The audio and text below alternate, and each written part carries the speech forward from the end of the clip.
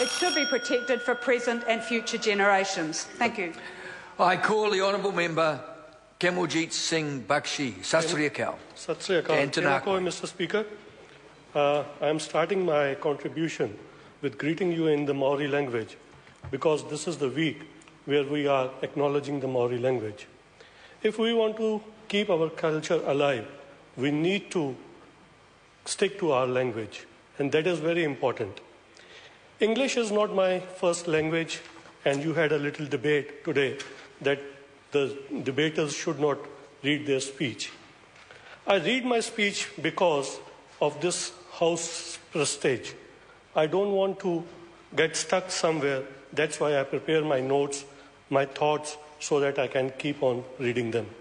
Mr. Speaker, I hope you will excuse me if I read in between some of my notes. I'm not used to debating without my notes.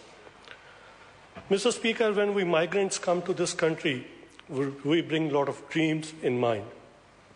We have got a lot of energy and hard work that we are ready to do. And we are sure we will succeed with the hard work and support of our families. I am proud to be part of this national government who provides the tools to the businesses to grow in this country. Less red tapeism, better infrastructure, and better facilities are the success tools for the businesses to grow. And I am sure everyone will agree with me from the small and medium businesses that national government is supporting them.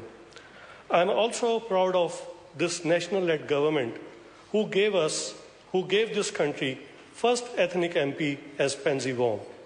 I am also proud of this government who gave the first cabinet minister as Pansy Wong from ethnic background.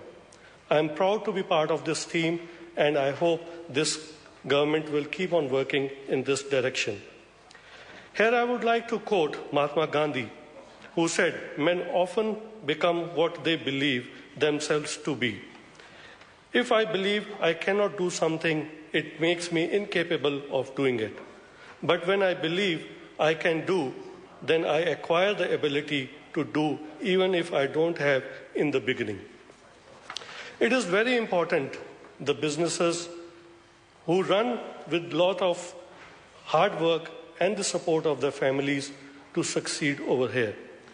Every business which starts, what they need is a great idea to start a business, resources and capital to succeed, workforce which can help them to produce their production, and in last, infrastructure so that they can sell their product not only in the country but overseas also. Mr. Speaker, the government on its part is supporting the facilities and multiple initiatives because it is our sincere wish to see everyone living in New Zealand should succeed.